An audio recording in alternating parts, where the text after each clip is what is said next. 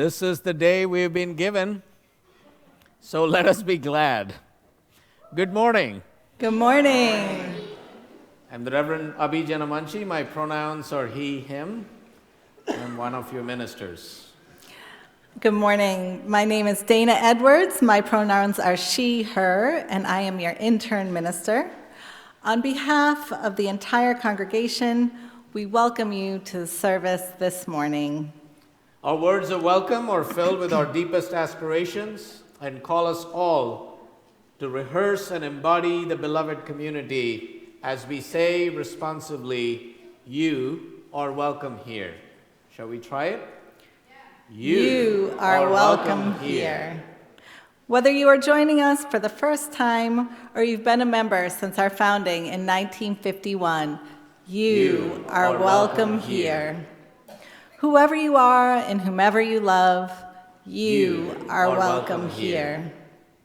Whatever your gender identity and expression, beliefs, or immigration status, you are welcome here. However you arrived at this beloved place in person or online, you are welcome here. If you're joining us for the first time today, a special welcome. Please raise your hand if you're comfortable doing so our greeters may offer you a welcome gift and also a brochure that talks about Cedar Lane. In it, it provides a place for you to share your information with us. Thank you for choosing to worship with us today. Let us offer our guests a warm Cedar Lane welcome.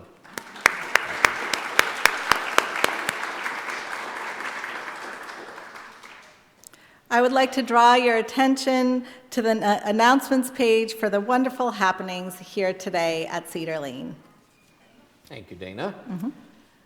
And I wanted to share with you that later this week I'm traveling to Japan on an 8-day trip. I know it's terrible. I'm just so not looking forward to this trip.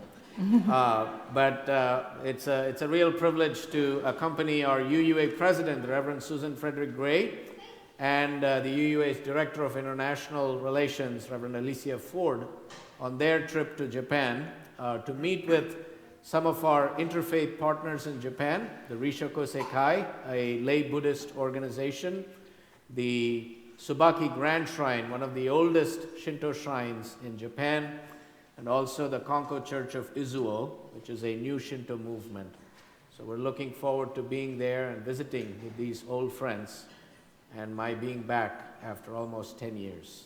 So in that time, Cedar Lane will be up and running and hopefully going stronger. And also my good colleague and friend from River Road, the Reverend Nancy McDonald Ladd, will be in the pulpit next Sunday, bringing her message of hope, challenge, and resilience to Cedar Lane. So I hope you will show up and support Nancy and also hear her incredible message. Our pastoral visitor this morning is Fran Flieger, and she will be available during and after the service to support you if you have a joy or sorrow on your heart. Thank you, Fran, for your ministry. And it is my great joy, pleasure, and privilege to welcome my dear friend and colleague, the Reverend David Miller, to Cedar Lane's pulpit this morning. Reverend Miller serves the UU Congregation of Fairfax, and where he has been since 15. I just added a year. That's right. I'm old enough. David and I and Nancy have been collaborating and conspiring, to be honest, in how to bring our congregations closer together and be working together on things that concern us as well as challenges. And one of the ways we have been doing it is to speak in each of our pulpits, and also our choirs have been collaborating. Our Cedar Lane Choir will be joining with the Fairfax Choir in March, where they'll be sharing music here and also at Fairfax. And our boards met a couple of weeks ago and had a wonderful time together. So friends, let us give Reverend David Miller a warm Cedar Lane welcome. Thank you, David. Let us now turn and greet our neighbors, especially our new folks. Hey, I want to welcome Clifton.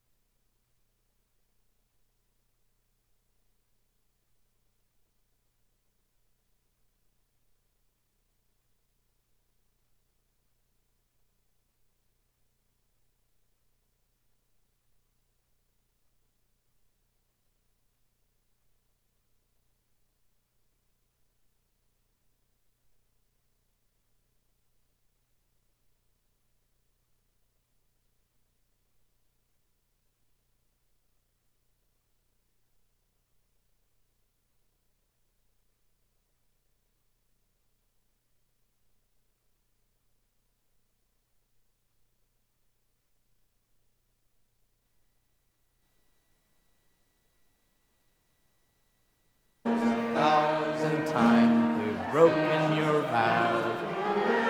You are leaving. Ours is no caravan of despair. Come yet.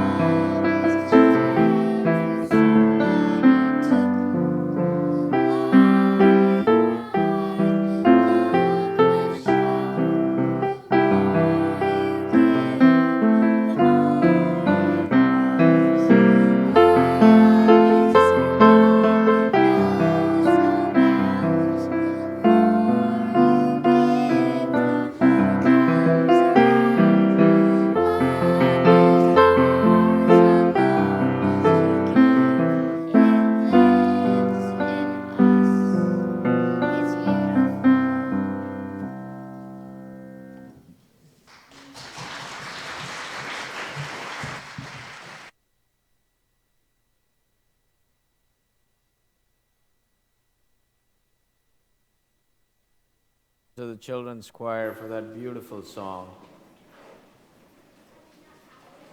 You have a wonderful day.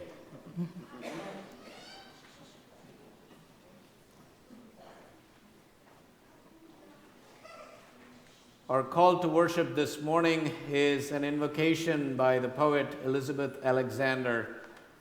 These words are inscribed at the National Memorial for Peace and Justice in Montgomery, Alabama, where I was all of last week at a retreat.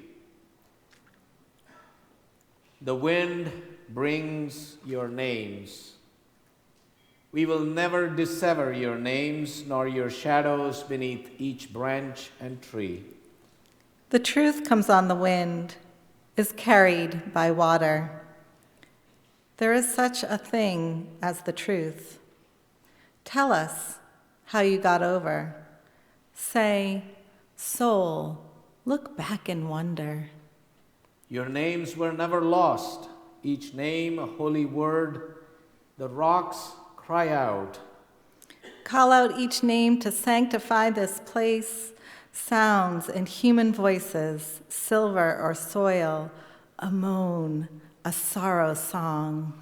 A keen, a cackle, harmony, a hymnal, handbook, chart, a sacred text, a stamp, an exhortation. Ancestors, you will still find us in cages, despised and disciplined. You will find us still misnamed. Here you will find us despite. You will not find us extinct. You will find us here memoried and storied. You will find us here mighty. You will find us here divine. You will find us where you left us, but not as you left us. Here you endure and are luminous. You are not lost to us. The wind carries sorrow, sighs, and shouts. The wind brings everything. Nothing is lost. The wind brings everything. Nothing is lost.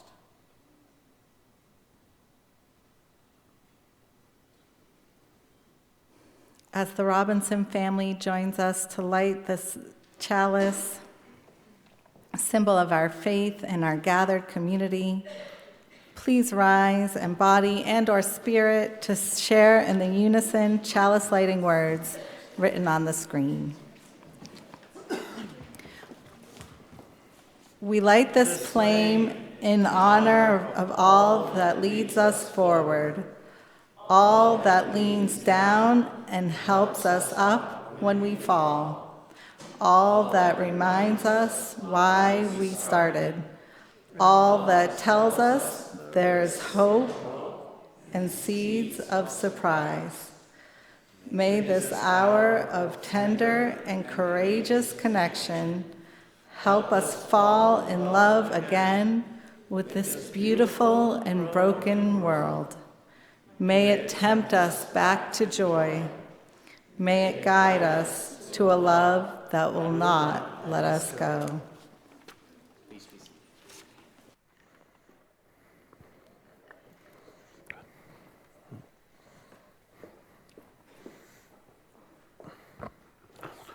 So, what does the word innovation mean to you?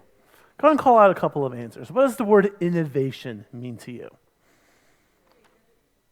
Creativity. Unique. Any other ideas what the word innovation means? Progress. Improved. So to me, innovation means we never stop learning. And we never stop changing based off what we learn. In fact, that's one of the 5 smooth stones of liberal religion from our famous theologian, James Luther Adams. We're always learning. Revelation is continuous. That's what innovation means to me. In fact, innovation goes to the very heart of who we are as Unitarian Universalists. Although, not everyone has always believed in that power of innovation. So how many of you knew that Unitarians have been talking about and debating about how important innovation is for the past 500 years? That's a long committee meeting, right? So in the mid-1500s, Unitarianism was still a relatively new idea, and two people soon rose to help lead the movement in Transylvania, Francis David and Biandrada. Biandrada was the royal court's chief counsel, that's like head lawyer, and Francis David was a preacher who would become the spiritual leader of the Unitarian movement. Biandrada was so impressed with David that Biandrada persuaded King John Sigismund to appoint David as the royal court preacher. That sounds like a fun job. In 1568, David preached at the Diet of Torda. This was a big meeting of all the different religions in the kingdom.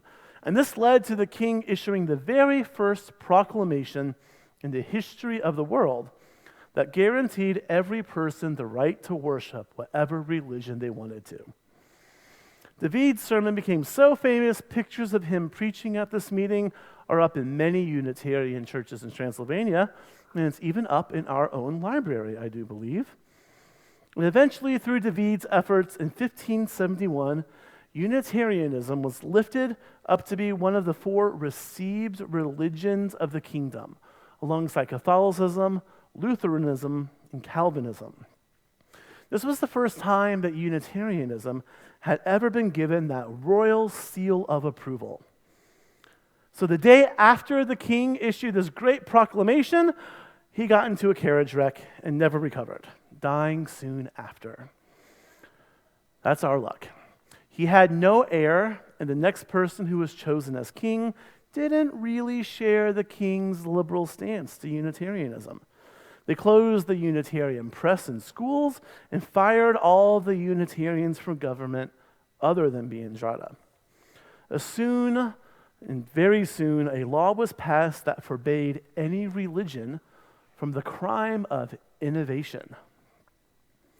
So Unitarianism was new and still developing, and David wanted to keep developing those Unitarian beliefs.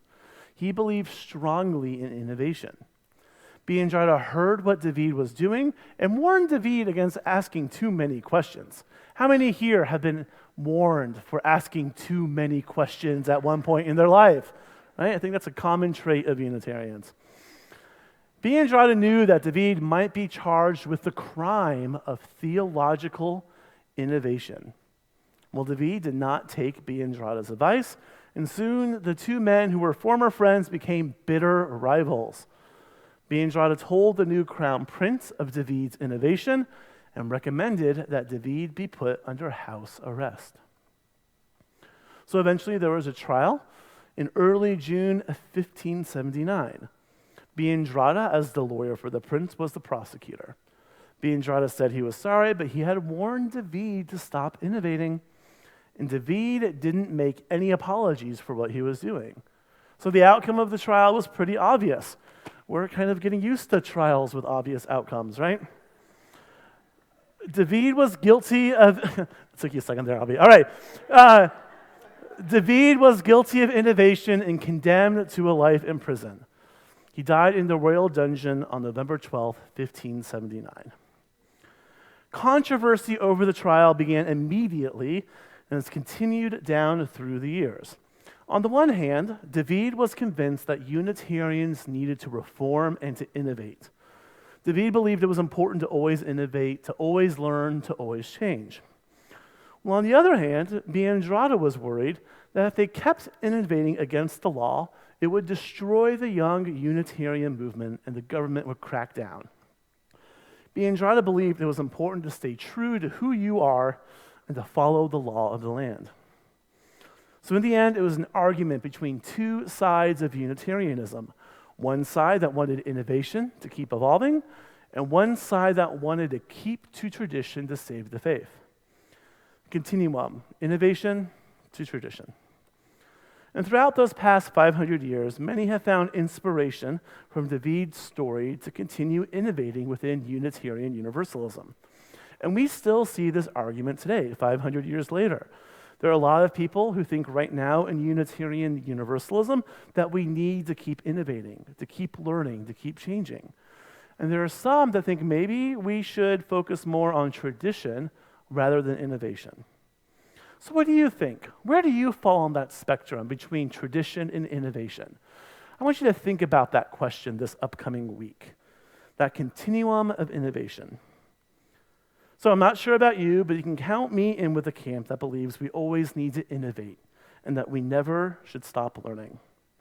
So in the spirit of Francis David, may we never stop working to improve ourselves and to explore our own personal Unitarian Universalist faith. Now, speaking of exploring faith, it's time for our children and youth and teachers to head on to our religious education classes. If everyone would please rise in body or in spirit and join us in singing "Come and Go With Me to That Land." The words will be on the screen behind me. And we will sing the first verse together, and then we will head on out to our classes.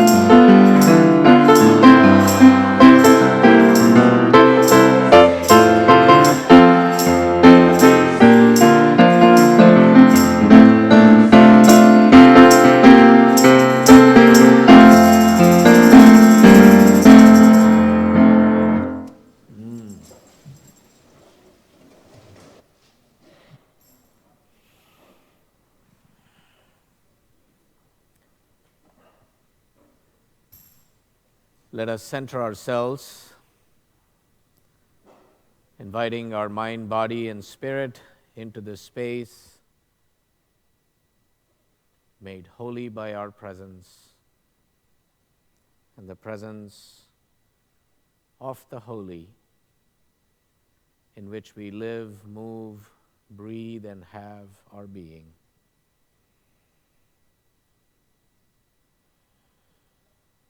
Let us take a few moments in silence, gathering ourselves, setting aside any worries or anxieties, concerns that we carried with us from the week just past, a hard week.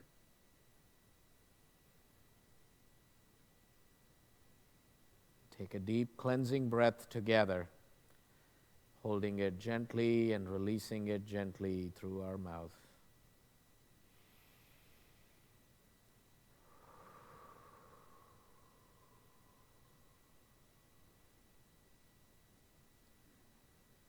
And as we bring ourselves into easy alignment with our breathing rhythm and situate ourselves in that deep place within, a place of silence and honesty, courage and compassion,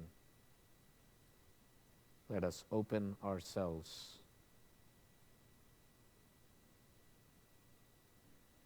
We gather each week, not for our needs alone, but to bear witness to our joys and our sorrows, our triumphs and our disappointments, coming together as companions on life's journey,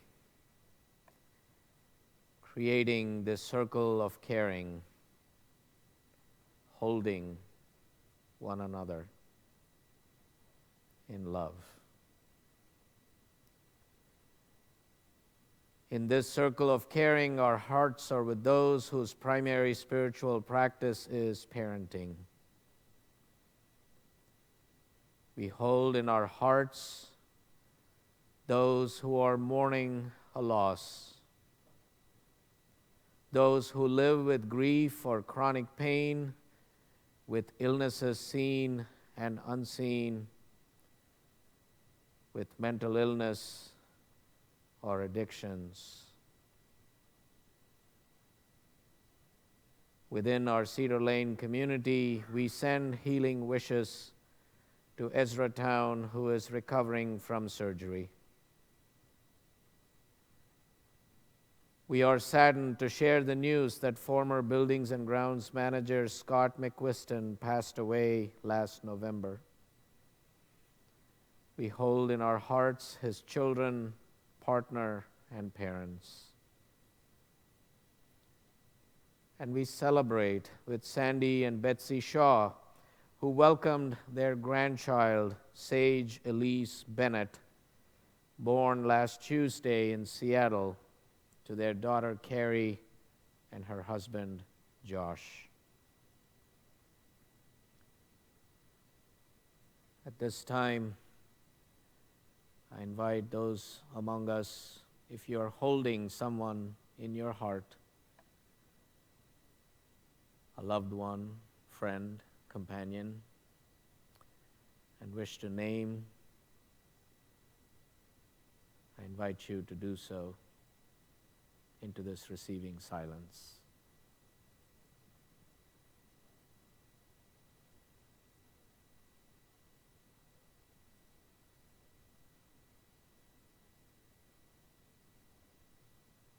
Terry Treader.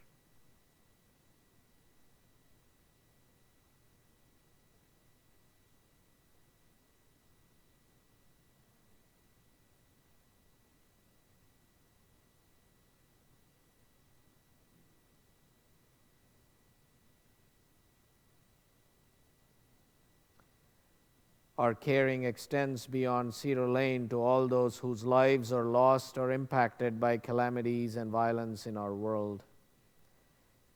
This week, especially, we hold in our hearts the people of China who are dealing with the coronavirus outbreak that has killed more than 300 people and affected many others. And we pray for its quick containment.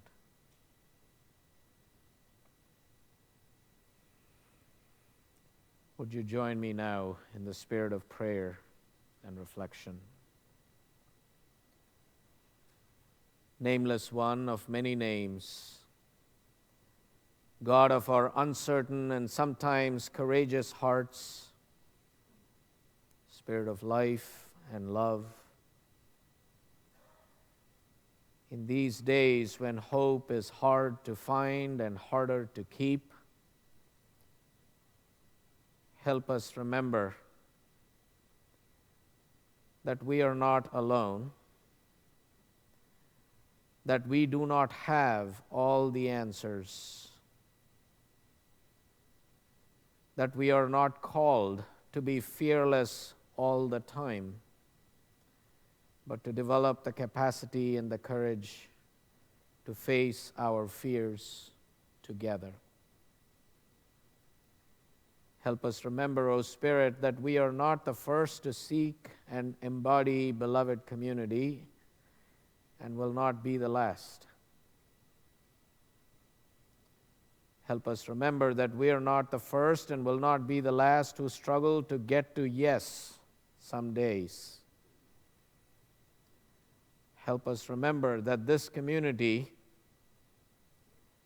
is with us and will be with us as we navigate these days and hold ourselves open to love and to the possibilities that lie ahead. Help us remember that the truth of our lives can fuel our compassion, our courage, and our commitment, that the truth of our lives can point us to the yes we need to find.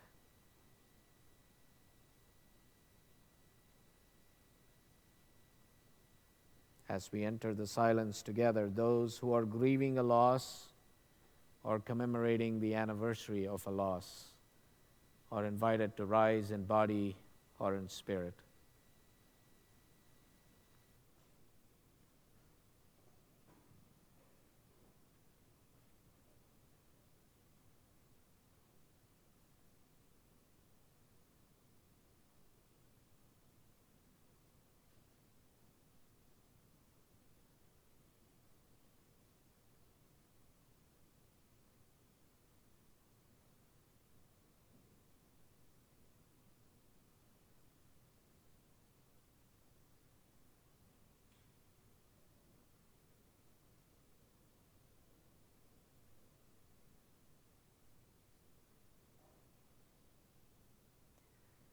May all be well.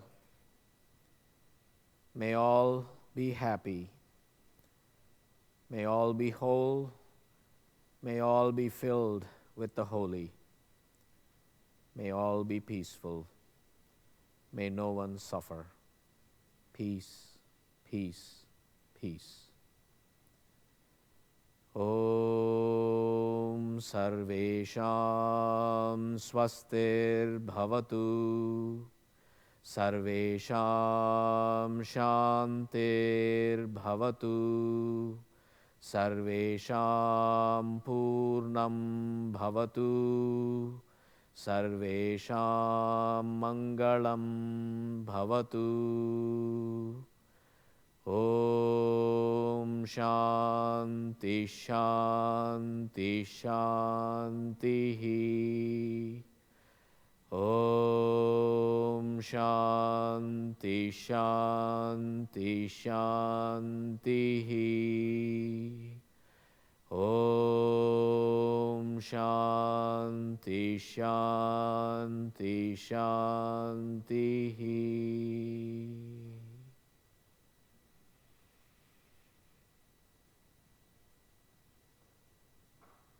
So may it be. Blessed be.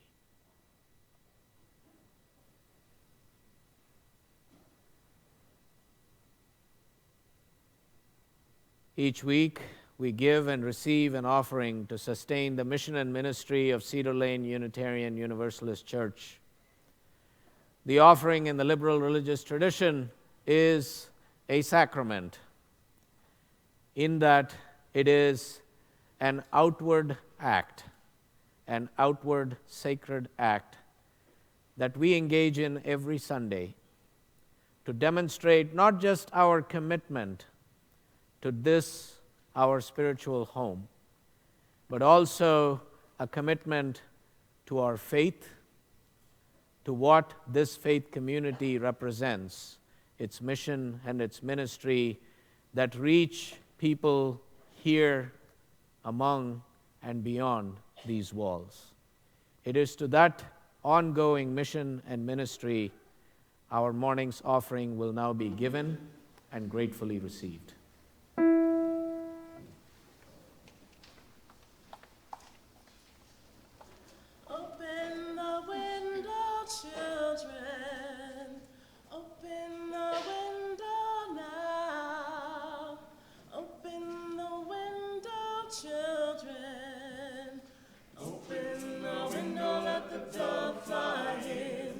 Open the window, let the dove fly in. Mama and Papa.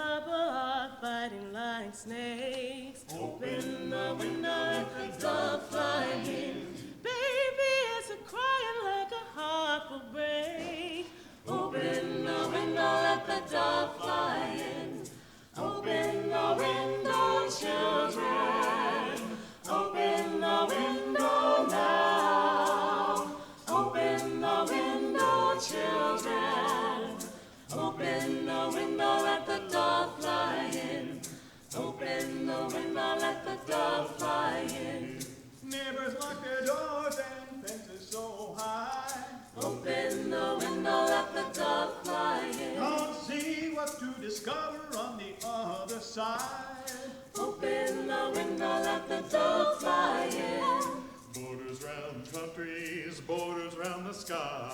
Open the window, let the dove fly in. The only border close you in is the border in your mind. Open the window, let the dove fly in. Open the window, children. Open the window now. Open the window, children. Open the window, let the dove fly in. Open the window, let the dove fly in. Some people have money, some people have none. Open the window, let the dove fly in. What if we got some money if your heart's gone numb? Open the window, let the dove fly in. This big old world is in a great big mess. Open the window, let the dove fly in. Let's open the window, find a peace and rest. Open the window, let the dove fly in. Open the window, children. Open the window now. Open the window, children. Open the window, let the dove fly in. Open the window, let the dove fly in. Open the window, let the dove fly in.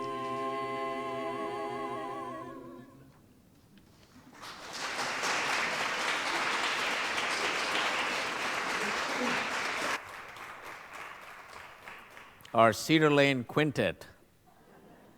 Thank you. In the words of the Reverend Lynn Unger, through the work of our hands and the work of our lives, our love is made real. May we be grateful for all the ways that we make love real here at Cedar Lane. From The Courage to Begin Anew by the Reverend Rosemary Bray McNatt. In this moment of worship, we call to mind those times of failure and regret common to all of us. We remember first in silence those times when we have failed to do all that we meant to do, or through our actions failed to be all we were meant to be.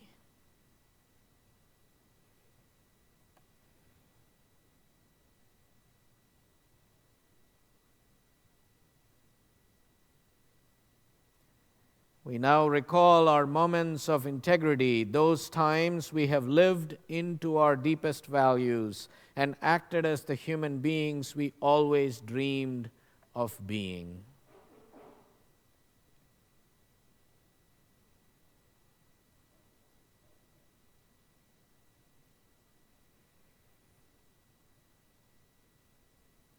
We choose at this moment to lay down the burden of our shortcomings and grasp the courage to begin anew.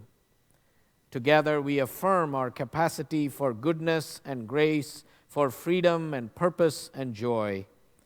We're not trapped in our past, but freed by creation to live and grow today.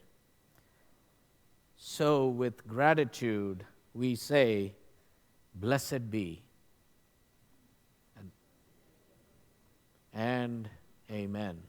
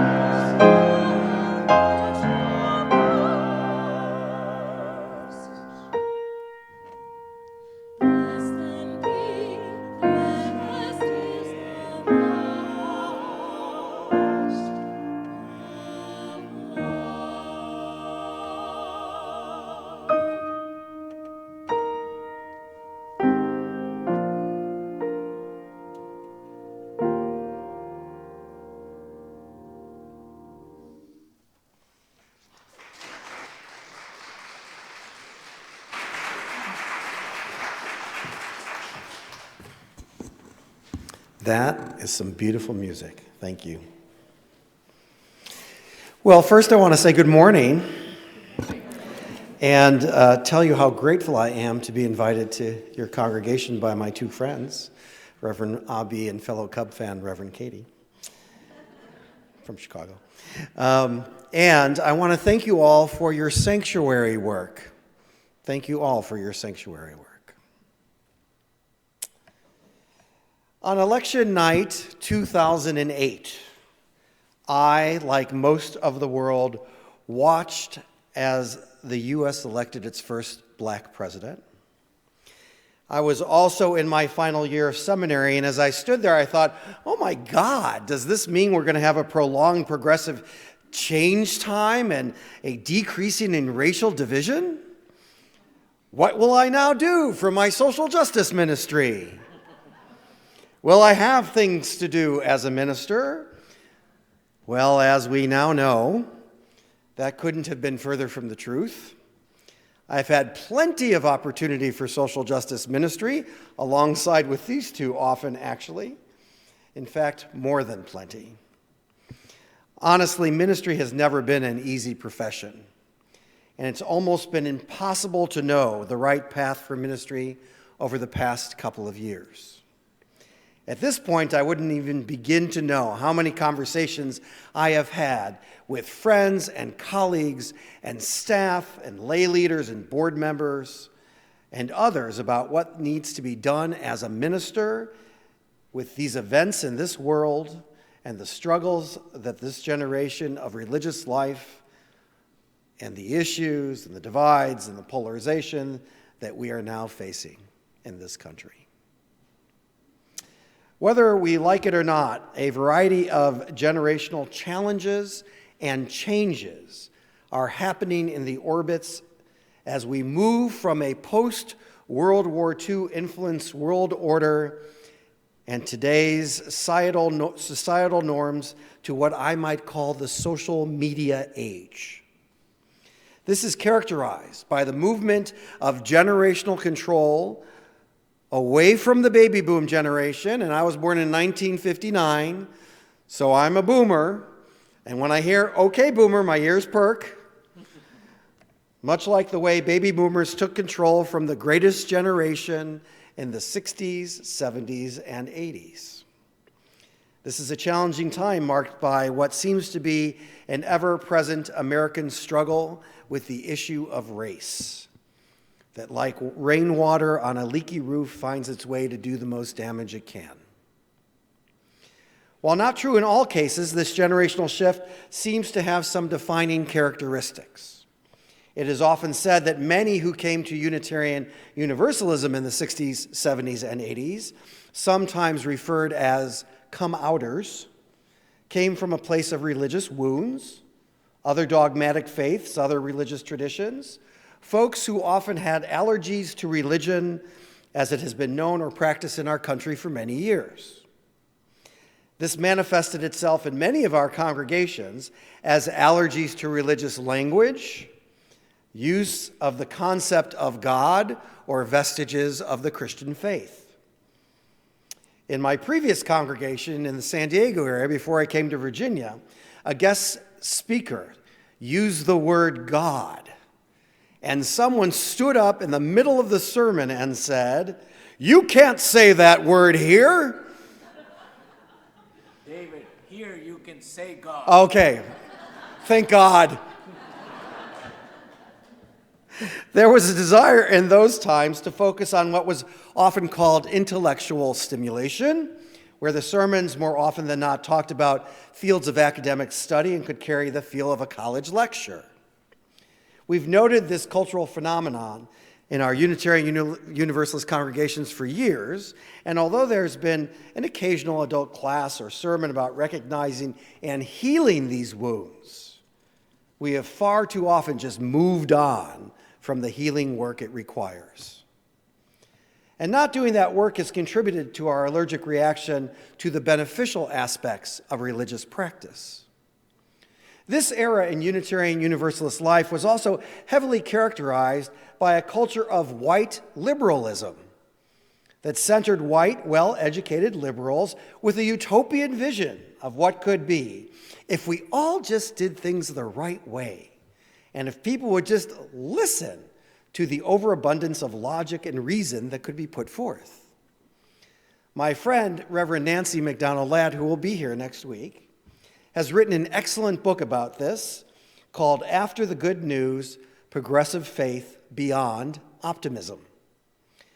In there are so many things in this book I would love to talk to you about, but I will tell you just for today, in talking about this time, we are not just in our faith, but in other progressive faiths. In this time, Nancy writes, this exact forward-looking modernism of human uplift was among the things that I loved about my Unitarian Universalist tradition when it scooped me up and gave me a home 20 years ago. It was still basically working then, she says. Our churches was still on a general trend of upward growth. The good news that modernism existed to counter fundamentalism was still a prophetic word that some people hadn't heard before. Some shadowed corners of superstition within our broader religious culture were still waiting for the light of reason to shine through. Those shadowy corners exist even now, she says, and the modernist fundamentalist sparring match that has been afoot for the past 100 years is not altogether over. The problem, however, is that the sparring match is no longer an adequate reason for liberal religion to go on existing. If, even after the turn of the 21st century, we are striving to be the very best early 20th century modernist progressives we could be, clearly there were voices we were not yet fully listening to, she says. Yes, very challenging and very confusing. So who are we if we are not the alternative to mainline traditions? Who are we if we are not the anti-religion religion? Who are we if we no longer are centered in the white liberalism of the 1960s that has become such an identifying factor for so many of us in our congregations? And most of all, what is Unitarian Universalism supposed to be? Not in the 1960s or 70s or 80s, but moving forward into the 21st century. And who has a right to say what that is? A question that weighs heavily on my mind is, what are these times calling us to? On weeks like this past week, punctuated by such deep sadness over the incredibly deep divide in this country, I am on a continuum between business as usual with all the committee meetings, potlucks, classes, membership issues, and as Abhi reminded me in the first service, budget issues. I'm on a continuum about that. In other words, the normal business of congregational life as we have known it. And wanting to be in the streets like the people of Puerto Rico and Hong Kong over the past year. Last year at UUCF, my home congregation, at a beginning of the year leadership summit, I asked a question of 30 leaders, lay leaders. How many of you believe that the current political situation in this country will end up with violence in the streets? And 95% of the people raised their hands. That response has influenced my thoughts in ministry all year. As we've entered into a new year, I wished that I could say that I couldn't even imagine what people were thinking, but I actually can now. I hear about it all the time through social media and in conversations with so many. And once again, I'm trying to discern, what does it mean to do ministry? And what is the role of our congregations in our lives in these perilous times? On any given Sunday, I know that there are people in our congregations who feel like they really need 60 minutes of quiet and contemplation. May be the only peace that we get all week. And trust me, I get that. I know that some people come here to hear the beautiful music that will feed their souls, soothe their broken spirits, and help them recenter. I know this morning I have felt that way with your beautiful music. I know that a couple of you come to hear what you hope will be wise and thoughtful words with messages and hope and transformation, which I hope is true for more than a couple of you. And I know that some of you want to be inspired to leave here right now and march side by side to the White House. I'm not sure what direction that is, so don't put me in front, to protest the atrocities we are experiencing on a seemingly endless and daily basis. In fact, I sort of look at this as also being on a continuum, going from peaceful contemplation to something more akin to a high-energy inspirational rally. There's just no way of knowing who feels on a weekly basis, who feels what they're going to need, and how to design worship and programming to meet that need every week. So in my congregation, we've made some decisions about that. And for now, what we're mostly trying to do through our ministry, programming, and worship is to help us be good people and to tap into what I'm calling the river of goodness or the river of God.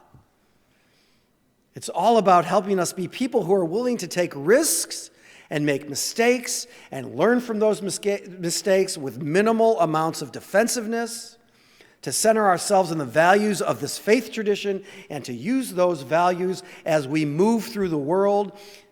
And at least at UUCF, our ministry is trying to help us all transform from what historically has been a come-outer, white-centered, Protestant-rooted, 60s liberalism-centric faith tradition to one that recognizes the enormous, complex, and rapidly changing needs of an ever-evolving world. This includes the messy, difficult, and sure to be uncomfortable conversation about race. Race in our lives, race in our congregations, race in our country, and race in the systems in which we all swim. And that's what we're attempting to do with ministry in my congregation. And so what does that mean for the world in which we're living? Well, just like the various needs that we all may have on a Sunday morning, there are numerous opinions on the current continuum about the state of our union. Oh, it will all be fine. We're going through a cycle that happens at least once in a generation. And I laugh about that because I heard that in the line after the service, the first service this morning. But the continuum goes even further. To one colleague I read about on social media who wrote that they're going to start to look for places in their house to hide people when things break down even further. This goes hand in hand with some not wanting to bring politics into our sanctuaries, and others feeling like if we don't bring politics into the sacred space, we're abdicating our moral duty at the core of our principles. This is an incredible balancing act for our clergy, our staffs, our members, and our congregations as we navigate this unbelievably difficult and anxiety-filled cultural milieu. So this leads me to another thing that I have said from any pulpit I have occupied at one time or another, and I will say to you today, if you are for everything, you are for nothing. So as a minister in this tradition, I want to enter into this conversation with you by telling you about what I said to my congregation at the beginning of our congregational year about what I believe. I believe that our congregations need to change and do the hard and messy work of examining where systems of white supremacy exist and how we can confront them and try to change them in our lives, our congregations, and society at large. This is not only vital to the future of this faith tradition, but also to the future of this country. And I know that there's a lot of natural resistance to this, including the words white supremacy. And yet I think the need for reflection and change is especially true for those of us who are white, and specifically those of us who are white males. It's time for those of us in these categories to step back more often as we increasingly center voices from the margins. I believe that we can't just profess who we want to be through our principles and our mission statements. We have to try to practice and live these ideals, for that is what religious practice is. And I believe we are called to do that as members of this faith tradition. As Unitarian Universalist president said, Susan Frederick Gray says, this is no time for a casual faith. This is hard and deeply spiritual work and calls us to go deeper and to be more intentional than ever. I believe that we can't make changes in this world without being willing to change ourselves, and that we all need to reflect on our own certainties. No one is right all the time, and humility is a spiritual discipline that is part of a more intentional religious practice, a practice that we need to make as a part of our lives and how we live our lives every single day. I believe that since there's no way to meet all individual needs and preferences in our congregations, we have to be here for each other even on the days when worship doesn't meet our own specific needs. That also calls on us to practice being in right relations and to offer to participate in spiritual practices that integrate the body, mind, and spirit, and that help ground us, soothe us, bolster us, and sustain us. And finally, I believe that the present administration and its enablers in Congress are dangerous to people of color, to common decency, to our democracy, and to the survival of this planet, and we need to speak out and take action as people of faith as much and as often as possible.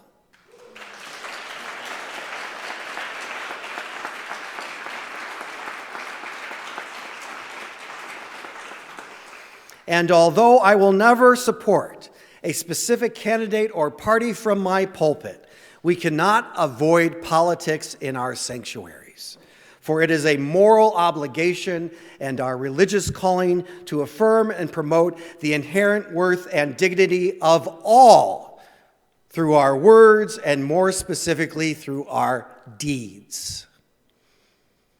So what does this all mean when it comes to the famous quote, "Give them hope, not hell," sometimes attributed to John Murray, the founder of our brand of Universalism? Well, for me, I can't just blindly preach hope every Sunday because that wouldn't be honest. But that doesn't mean that I don't feel it or will never preach it. However, my concept of hope is changing. It isn't about some utopian dream of what we thought we could be, some far-off vision of something called beloved community. My evolving vision of hope is tethered to the incredibly challenging work of practicing goodness, the small acts of being open to change, the risky work of being vulnerable and filled with humility when appropriate and called for, the needed sacrifice of comfort that I'm starting to see from people with comfort and privilege not afforded to so many now in danger, and the practice of common human decency. Or, as Reverend Elizabeth Gwen says, to be willing to live our lives in the shape of what is being asked, not hope that what we are asked to do will fit the shape of our lives.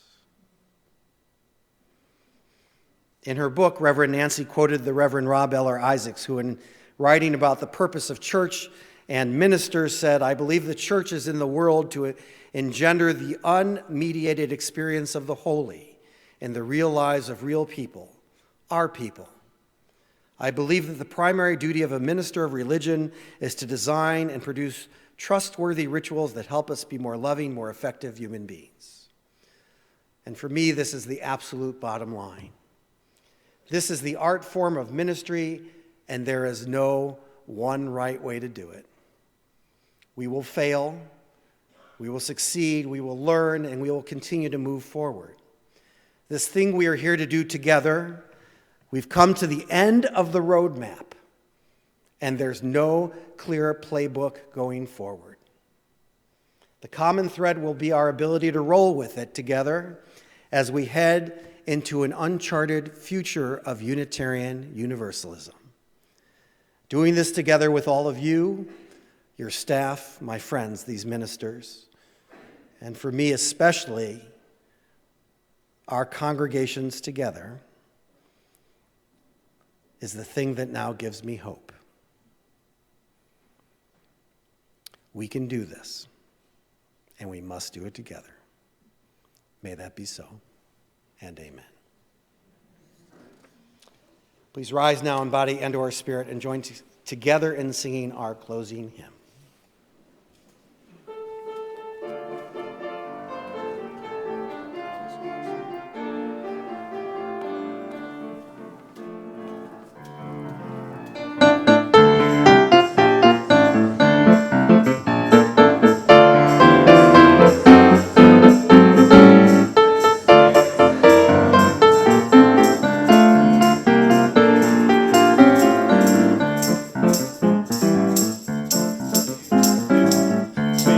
Says do, Spirit says do, Spirit says do, Spirit says do, Spirit says do.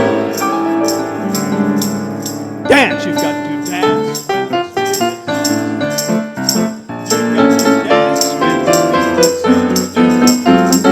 when the Spirit says do. You've got to dance when the Spirit says do. Spirit says dance, Spirit says dance, Spirit says dance, Spirit says dance, laugh, you got to laugh. You got to laugh when the Spirit says laugh, you got to laugh.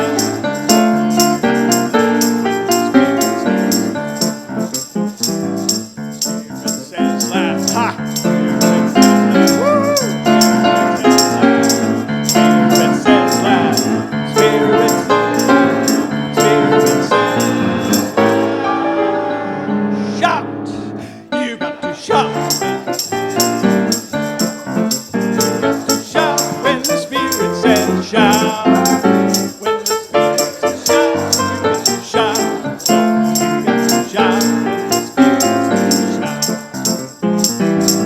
Spirit says shout, Spirit says shout, Spirit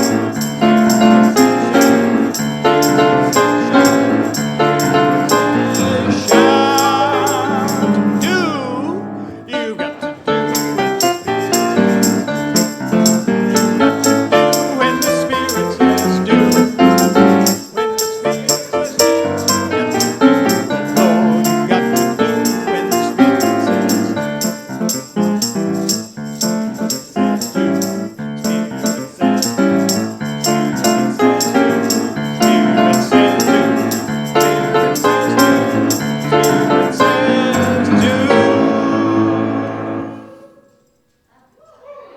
Spirit says do.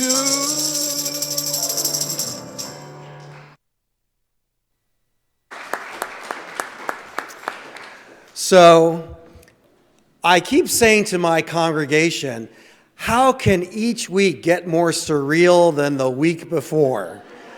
But it seems to keep happening, doesn't it? And I also say, as I said at the end here, we can't give up. We have to keep going. We cannot necessarily be optimistic, but we can be hopeful. And the only way I'm hopeful now is knowing that your congregation and my congregation and Nancy's congregation, all of us, we all have to work together because that's what it's going to take. So let's go from here. Let's give it a try and have a beautiful week. Thank you.